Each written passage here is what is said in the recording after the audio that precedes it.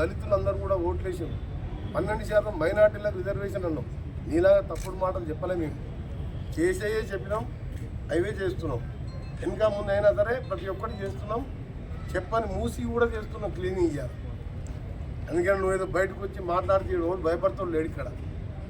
నీలాగా దొంగ మాటలు చెప్పి దళితులు చేస్తా అని చెప్పి నువ్వు అధికారం నాలని 6 గ్యారంటీలు సోనియా గాంధీ ఆంధ్రప్రదేశ్లో పార్టీ అంతా మొత్తం పోయింది. ఒక వార్డు మెంబర్ లేడు మాడు.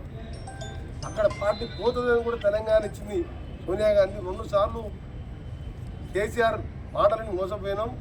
అసలు తెలంగాణ కాంగ్రెస్ గెలిపించాలని ప్రజలు గెలిపించిండ్రు. మళ్ళీ కూడా మేమే గెలుస్తాం.